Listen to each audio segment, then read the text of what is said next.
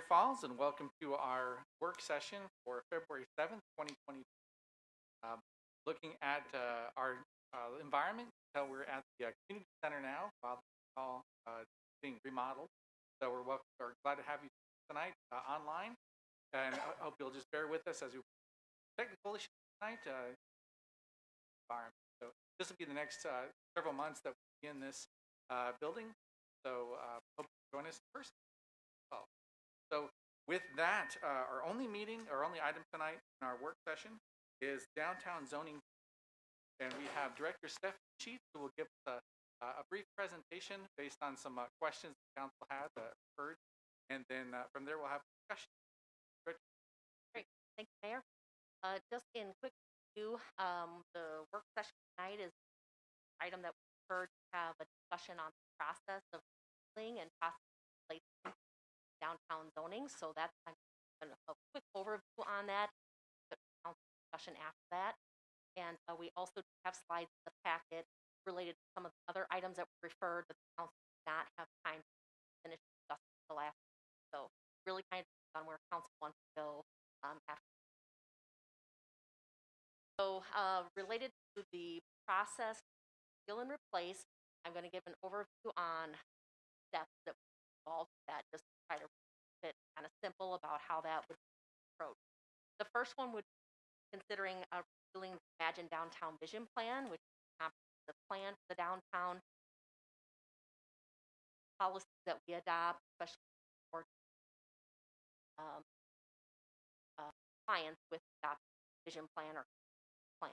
So that's why we would have that step first. The next step would be the downtown character district zoning that's in place at the time.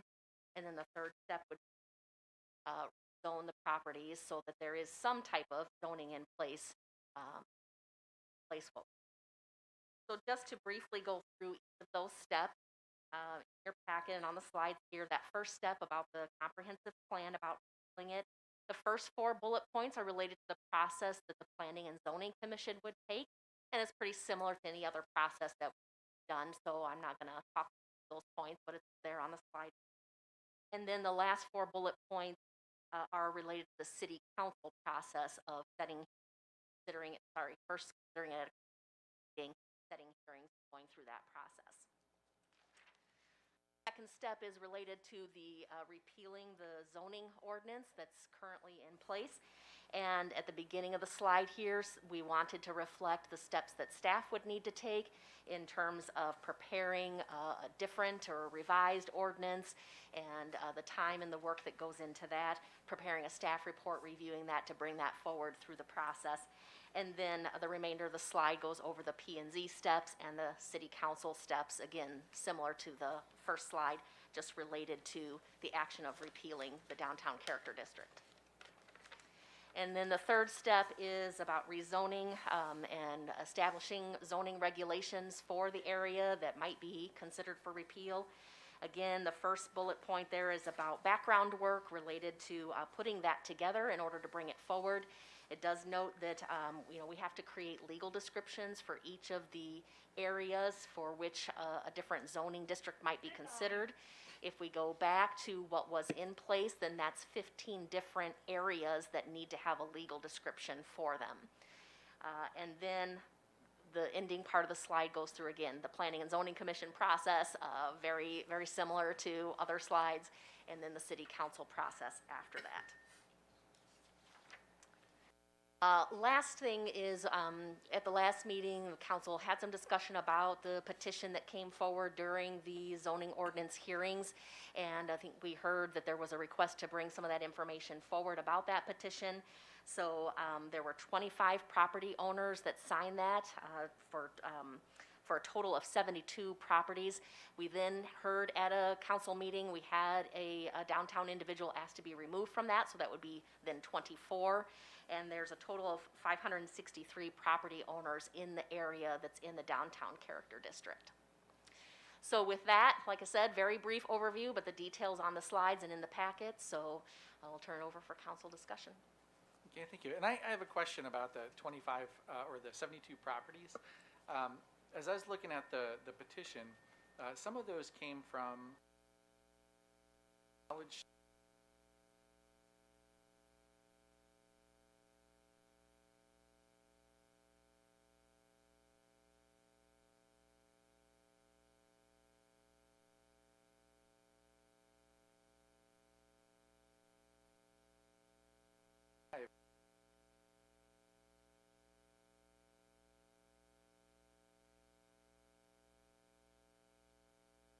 On here, but I was looking at the list here that I just happened to print what was provided a while back. I see a couple addresses in the 200 and 300 blocks of North College. Those are the ones you're referring to? Correct, yeah. And you're asking if they are in the downtown character district area, or? I asked if they were considered 5 properties, or if they were considered 25 properties. Part of that 70.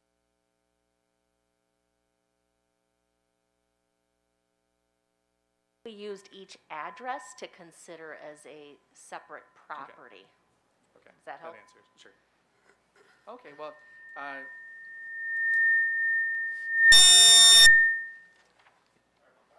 all right. Figuring these things out.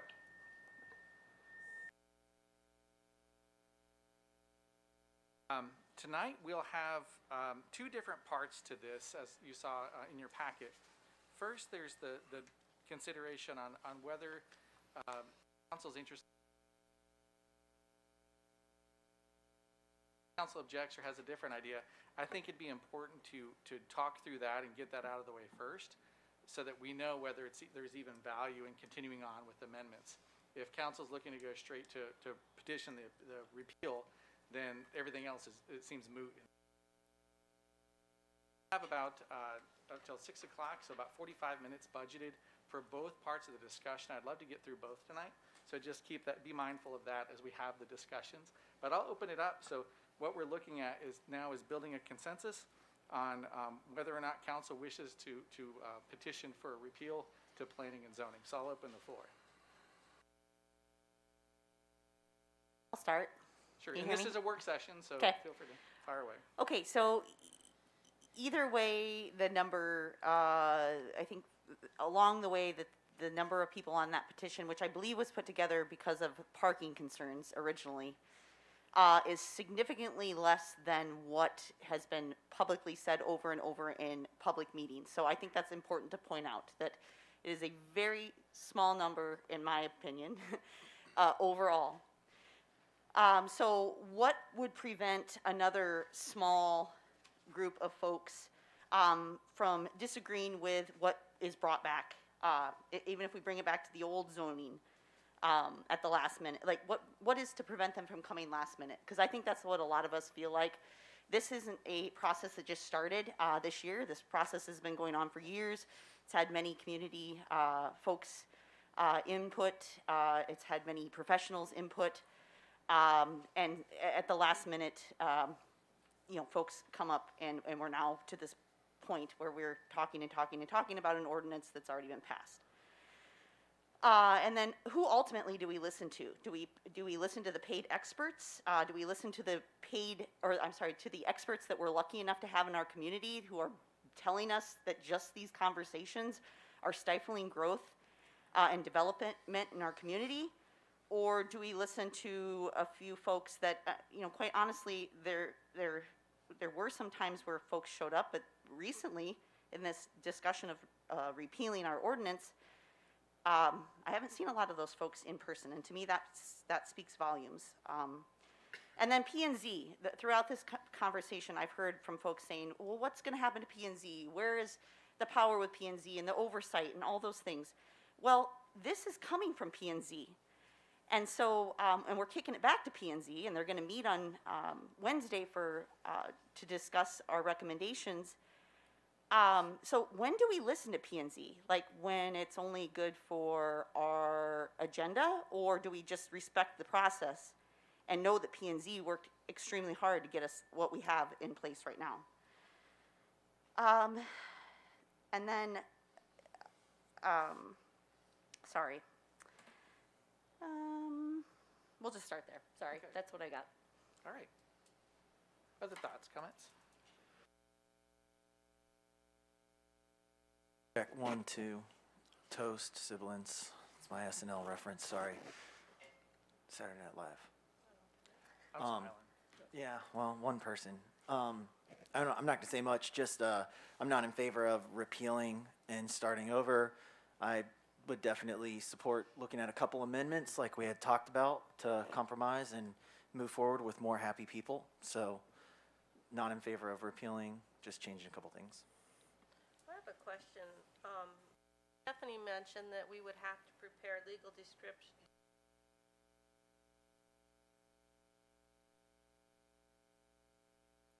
Had those districts before, so why would we have to come up with?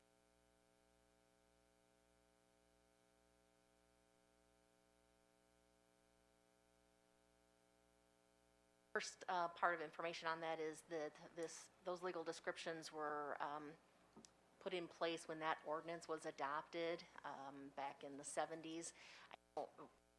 Haven't tried to dig out to see what the legal description was that was created then and how much it might have changed if there were amendments to that or not. And so sometimes it is a little easier just to kind of start over on how we would legally describe it today. But we can look into the Or what was used for early December of last year?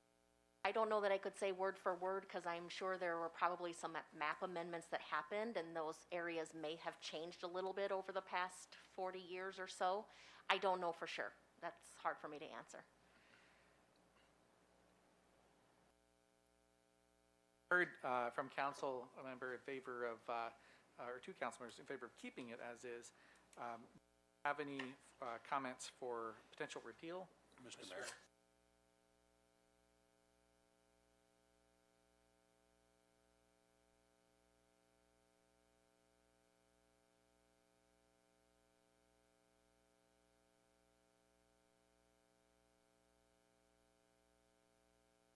I have to get closer to it too. I had to get pretty close. Hello? There you go.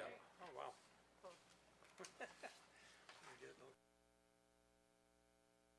So, looking at the different components outlined here, the visioning of beautification and hiding service panels and having green space and making odds looking nice to the public and hiding parking ramps potentially, and that's all fine and good. I think that can be applied to our old traditional zones just as well as the new. The concern I have, you know, these row homes that somebody decided that we're gonna put these in along 2nd Street. You know, if you consider that part of the vision plan, or would that be rezoning the properties or the character district regulations? So there's different components that I think are totally fine. And there are many components, not many, but a number of them that are very key that else you're looking at taking the property rights, and that's taking the old zoning and putting in new character districts to pre-zone for developers is what I saw in one of the previous packets. That's taking away privileges that people have had for decades on these properties, and I can't reconcile that at all. I mean, that's an item that has to change. Other components, the fact that we no longer have planning and zoning oversight. Staff will decide what gets to be built. I can't. Example on College Hill, that there was 5 versions of a project that came from staff with staff approval, and city council turned down 4 of the 5 or 5 of the 6. If we didn't have oversight and transparency, we would not. We would have had the first version, and it would have been dramatically underparked and that sort of thing. So those are 2 big components that I can't get behind at all. Myers. Mr. Mayor, the thing that bothers me the most, I'm to repeal and replace, is to go back to what we had, so we don't have a building moratorium or anything of that nature. It's just drastic of a change.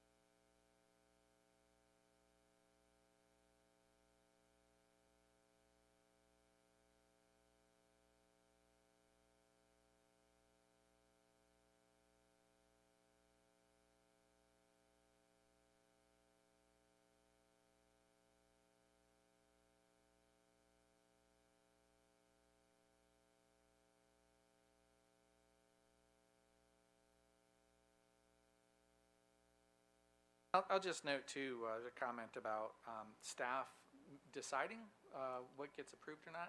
And I'd want to make clear that it's not as if staff has arbitrary control over what gets approved. But in code, it should be very clear. I don't want there to be the perception that it's the whims of staff that decide True. whether something gets approved or not. True, but when they had the versions of the College Hill project and other projects that had come through, they didn't fit the current letter of our code, and yet they were pushed forward, if that's the right word, or brought forward by staff with staff's blessing.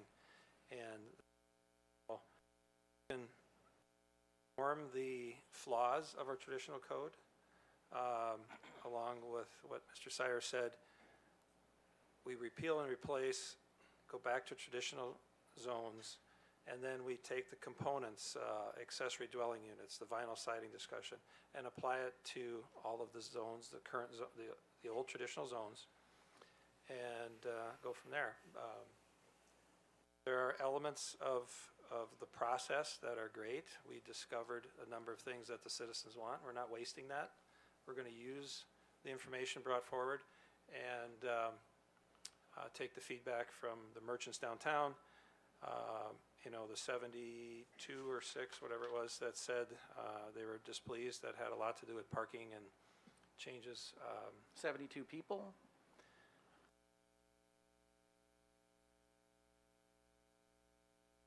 Uh, 72 properties, 25 property owners, which those properties require a significant amount of parking. There's a lot of the property owners here that the parking's not an issue.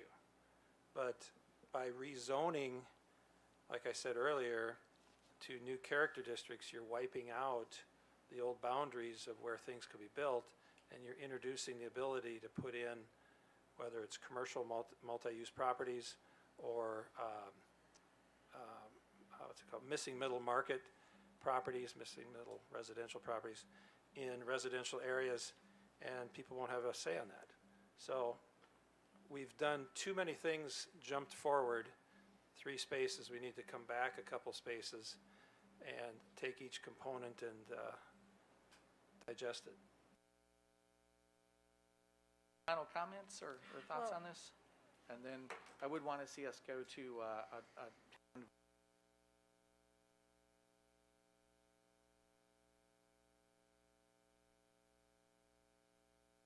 area, and I've said this repeatedly the last year or 2 years, well, we haven't discussed it for 2 years.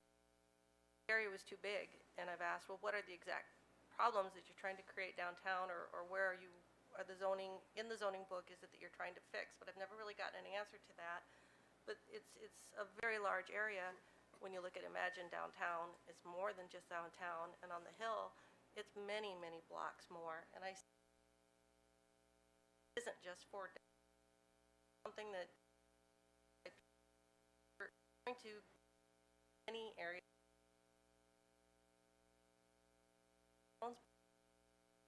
Very important to make sure.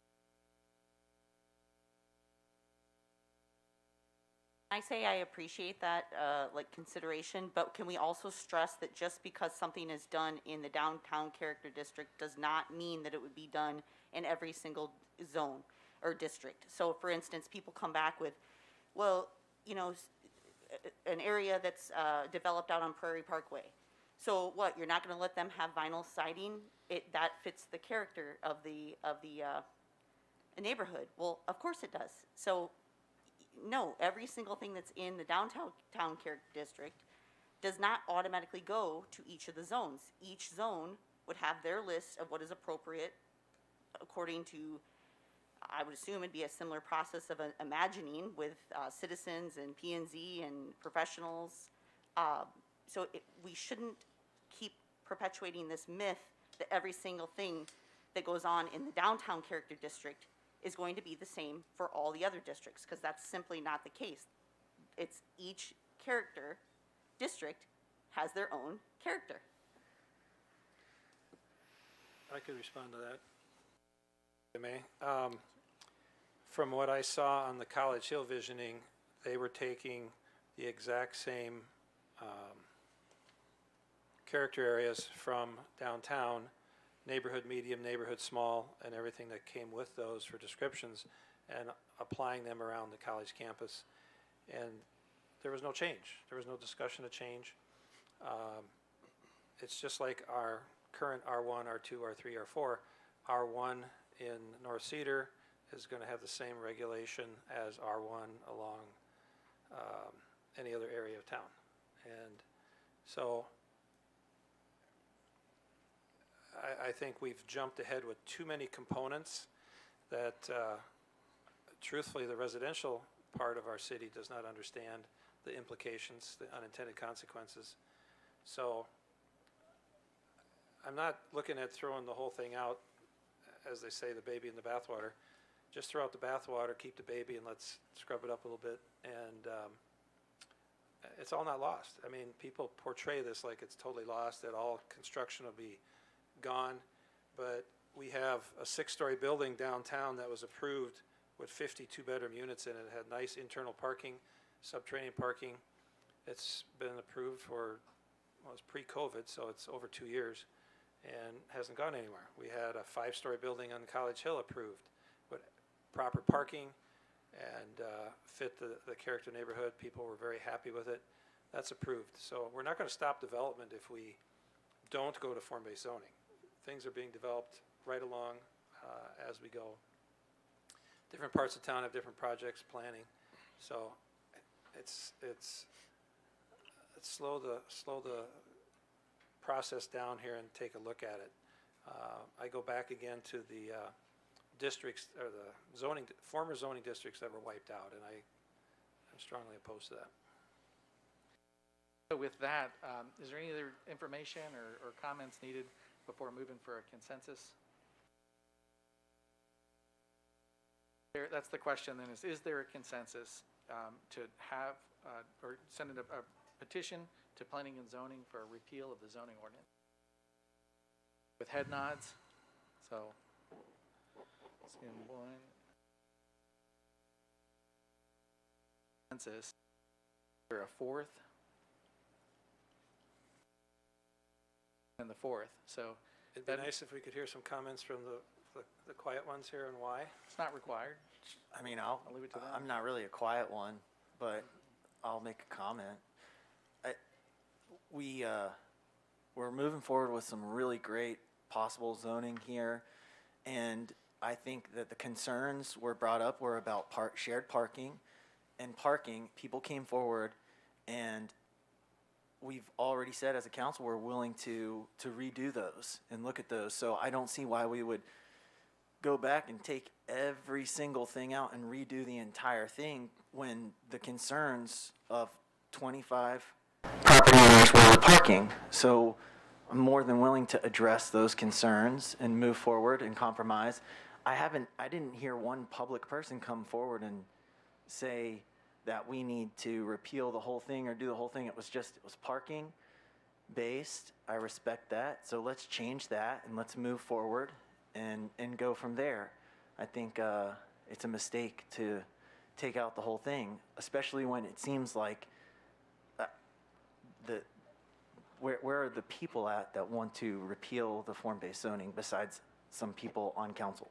Well, I think they spoke in October and November when they were asking us not to just pass it, but just to pause and try to make corrections. But there was no willingness to pause and make any corrections. It moved forward for the fear it had to go back to P&Z.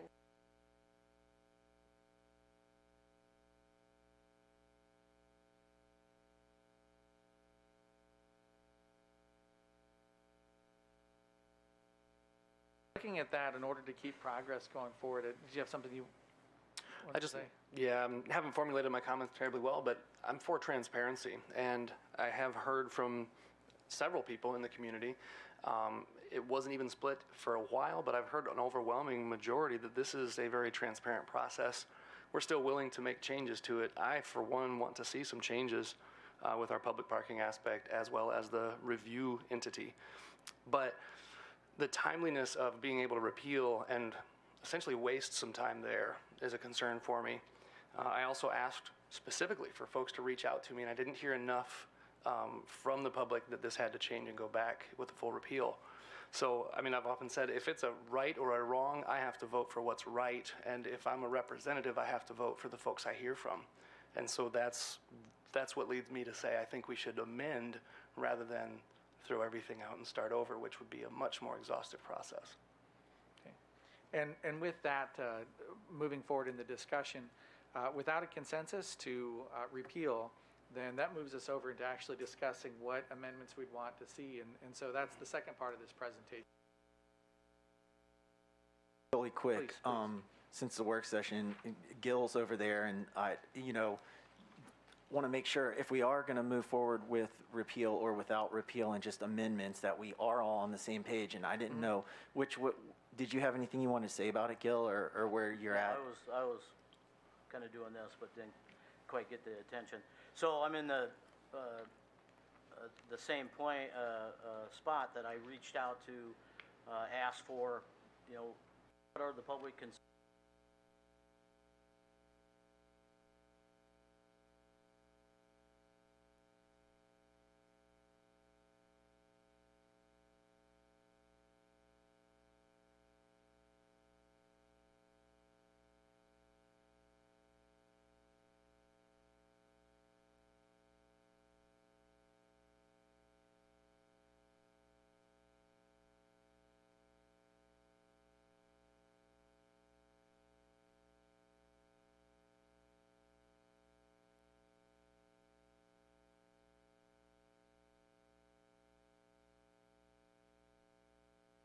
That, for Director Sheets, if you'd want to take us through some of the other items that we discussed. For the council, last discussion, I did want to note here, as discussed, the two items that were already referred related to shared parking and the parking ratio, and the Planning and Zoning Commission items. So those should come back to council once the Planning and Zoning Commission has made a recommendation. So we got those going, and then there were some remaining items. I think some of them maybe the council had questions, so we weren't sure if, like on missing middle, if those questions were answered, or accessory dwelling units, if the questions were answered. And if we're just to the vinyl siding and a discussion by council on any changes with that. I guess we need to hear from the council what else you'd like to discuss. We have the whole presentation from last time in the packet, so we can refer to any slides that you would like to. Okay, thank you. So one thing I'd like to resolve early on is what the role of planning and zoning is going to be going forward. Lots pro and con about bringing for site plans that come forward in the downtown character district, of having those always come to planning and zoning, which also means coming forward to city council as well. And I'll just preface that by saying the reason that we had that process of the city's review committee was that the guidance was supposed to be clear enough that it would take out some of the subjectivity that some of the concerns I heard about that then is the lack of elected and appointed official oversight of that process. So we'd love to see if we can come up with something to send forward to planning and zoning to consider adding them in, if that's the council's consensus. Well, I don't mind it going there as like a final check, but I get concerned that let's say we have the checklist, the ordinance, the developer does all the checklist, and then there's a site plan, and then we send it to planning and zoning, right, to review, and they have to say yes because they met the ordinance. So if we say no, then you get to where, well, you followed the rules, but you're still a no. So then my question is like, what's the point of sending it there? That's why I believe we took it out of sending it there, the reviewing the site plan. So what's the relevance of sending it there? I would say, you know.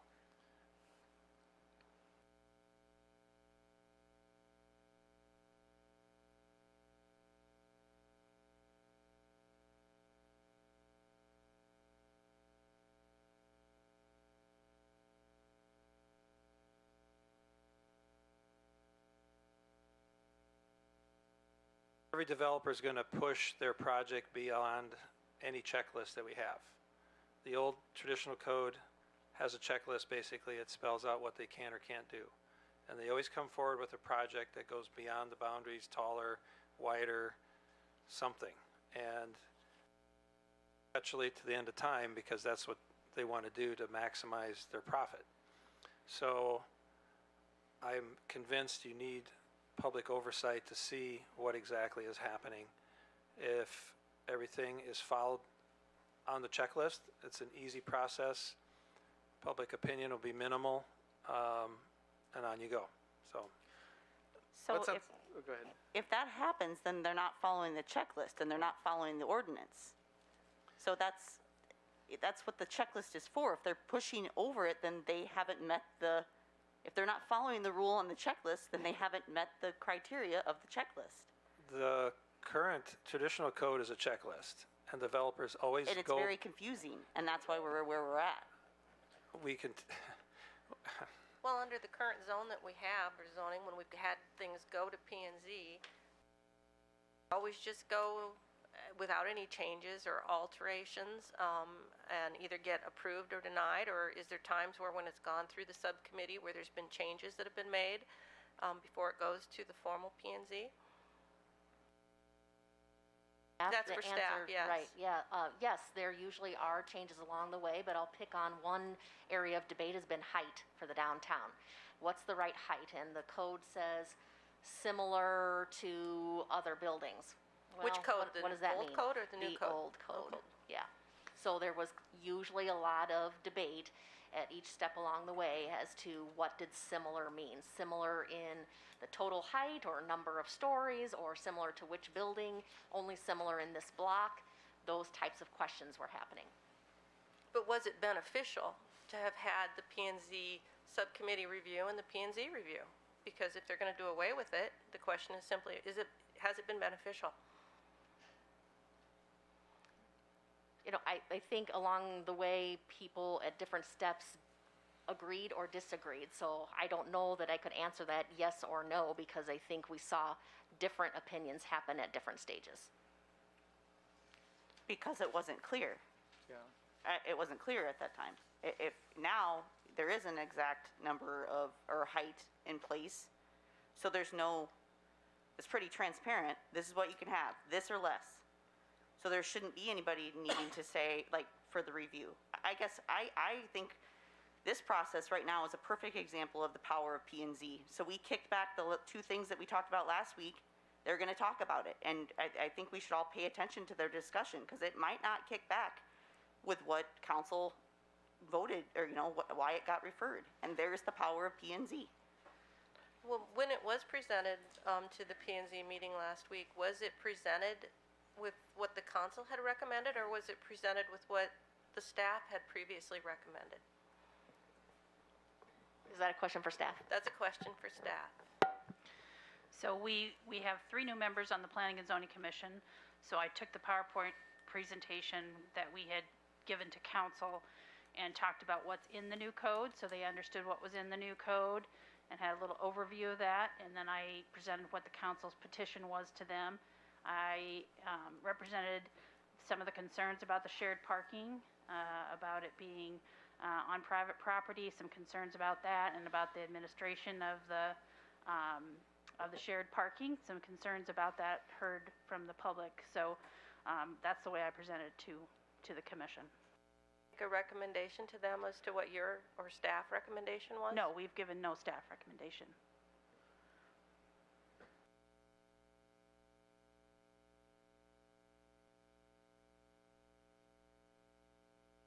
No, I'm all for a public process and a safety net. So if we can figure one out that makes sense, I'd be okay with it. I just get concerned that we'll just have it going through and basically it'll be here, we met all these rules and now you have to pass it. And if you have a bunch of people complaining, you can't deny it because they passed the checklist. And so It sounds like the checklist is just fixing the height. There might be a few other the random things. setbacks, it's a lot, man. Well, it's I guarantee in building, they're going to try to push the envelope beyond something that's here. It's just the nature of building. and there's actually I've been there's doing a it part for 40 years. there's a and part in the code that talks about that, about exceptions and pushing and where you actually can go percentage more without having to go back, and there's a whole section in the new zoning about that. There's also a concern too that for developers, they may want to maximize the revenue and the profit on their buildings, but they also want something that's going to pass as quickly as possible, because every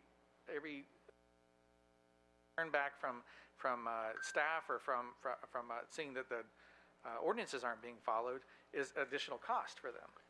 Certainly, but if you're going to take an extra month for a building that's going to last 100 years, I think that's irrelevant argument, to be honest with you. I'd rather take my time, look it over, hear public feedback. You can fit the next dozen things we're adding to the checklist, but there'll be others coming down the road. I just, when you're building something that's going to last 100 years, there's no hurry. No hurry. So from council, how much additional conversation do we need to have to be able to get a consensus? Ask a quick question Sure, of staff. sure. What percentage of time for the planning and zoning is spent on reviewing site plans? Because if you're going to totally do it away, then I'm curious how much of their time is actually spent doing it. I don't know if we can characterize how much time. They have a lot of rezonings and subdivision plats that come before them as well.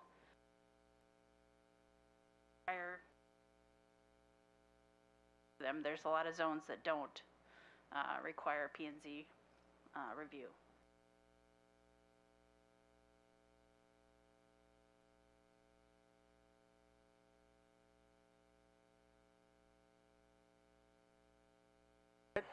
What's on the conversation for now is do we want to send of adding them back into the approval process? And I'll just throw in for myself too. This is one of those items that I think that there's it's not necessary to have them added in, but it's not something that I would want to die on that hill for, because we can always add it in like for the short term, and then if we find that it's not helpful in a year, we could bring it back out again. We could modify. But I'm sorry to interrupt you, but when Sure. the P&Z talked about this before, what was the P&Z's view on having them removed? Or can that be answered?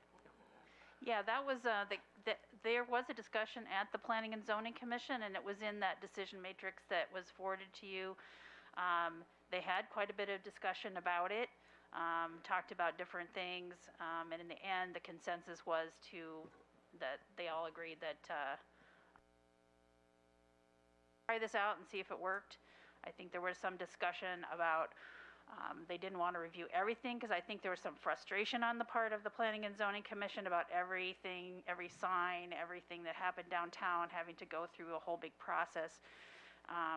So there was some discussion about larger projects or making some distinction there.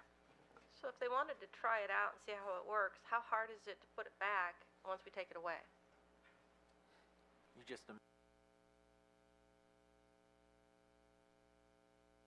back to P&Z. Have to follow the same process that you would do to do any amendment to it. So it's time consuming, but it's fairly straightforward and laid out as to how to achieve it. Also, the Planning and Zoning Committee or Commission, they unanimously recommended this to us as a council, and it was no secret that they were not going to review site plans. So, and they did talk about it, like she said, in the decision matrix. So I would say that they unanimously were for not reviewing every single site plan. Yeah, I would rather see them focus their time and energy on making sure that the code itself matches the community's needs rather than the individual projects that are coming forward under that code. Yeah, almost and like that's what it's a designed macro and a micro. for. Yeah. Yeah. So, I'm okay with leaving it as it is, but if we can figure out an easy way that's a fail-safe that doesn't take up a ton of planning and zoning time and it's just a check, then I'd be open to that idea, put it that way. okay. So I'd ask for a consensus then, if there's any other comments. So, consensus question is would council want to send to planning and zoning to have them added back into the site review process? Nods if we want to see them added back into the site review process. Go one.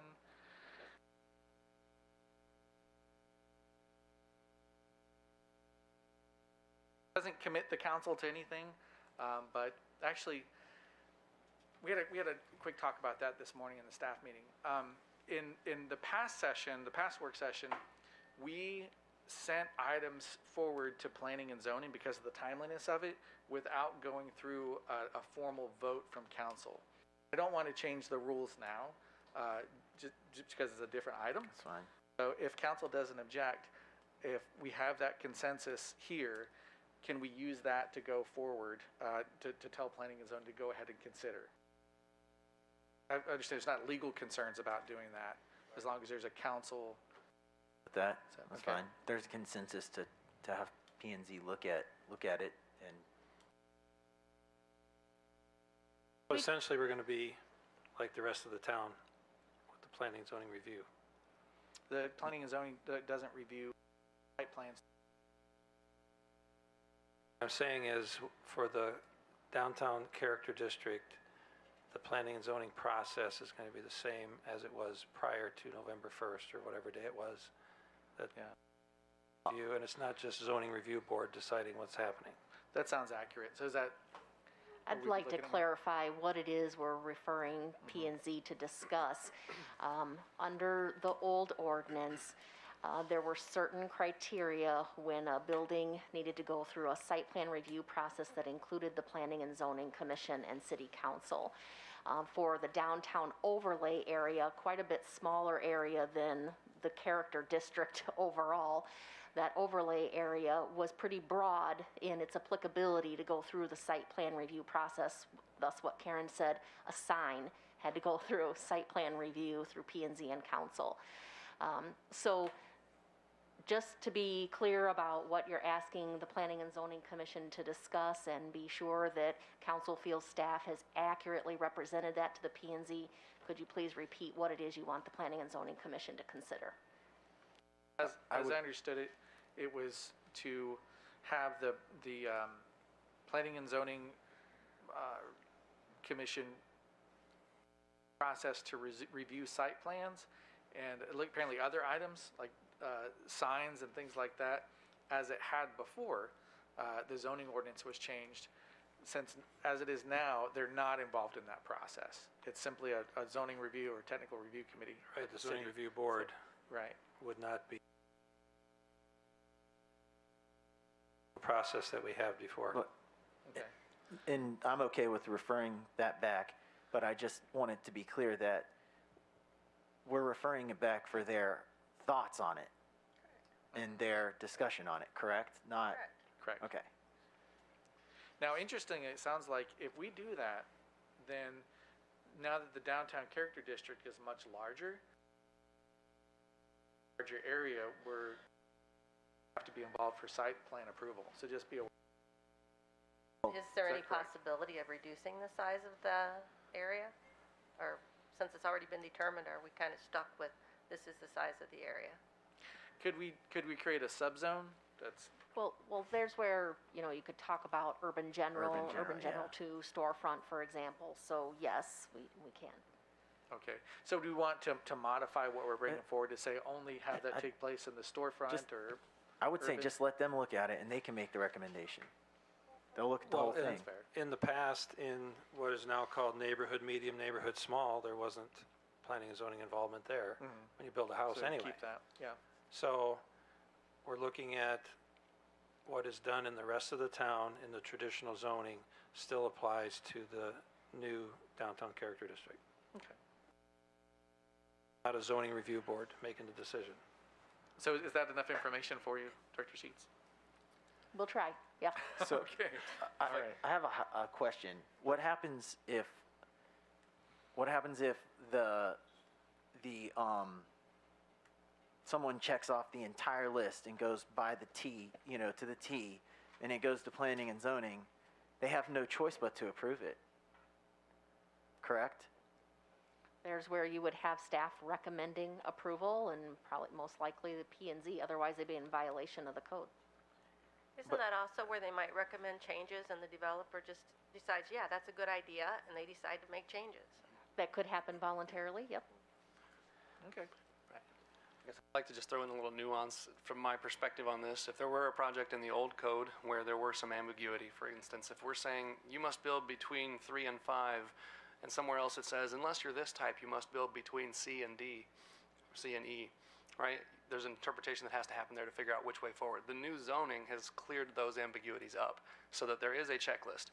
My concern then is, what's the harm in bringing it before planning and zoning for approval? Does that open up to them the ability to say no safely? To me, the benefit of having it before that review board rather than an internal closed review board, so to speak, is for the public to have some input so that maybe the developers can say, oh, this isn't exactly what I wanted to accomplish in town, so we can get some more input at that last step. That's the nuance I'd like to throw in there, is just to maintain the transparency and the public accountability and the opportunity for them to share in that vision so that we can come together on these processes. Is there any harm in sending it back before that review board, even if we don't call it for approval?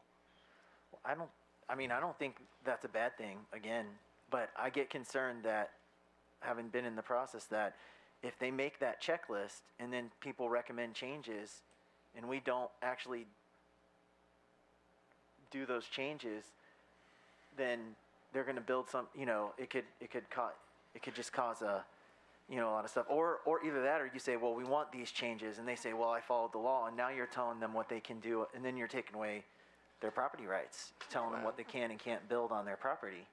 But you Even can though try it out and see if it works. I thought Dustin made a very clear idea there. I think to me, it's kind of, that's how we got to where we are today. There were people that wanted a project, but it wasn't strictly legal by everybody's estimation. And so we said, hey, we've got to make this change so that we can do these things. And it's a long process, but that's open for change in 5 years too. Well, let's do it. I'm game. Go for it. So, looks like we have the information we need for that. We're almost at 6 o'clock, so I don't think that we're going to get to vinyl siding tonight, sadly. Or accessory dwelling units, Right, because so- we never spent any time on that at all. So that'll be for a future work session fine. in the near future, and we'll continue on. So with that, that'll close out our work session for tonight, and we will look to reconvene again in 5 minutes, do you need? So looking at Jeremy.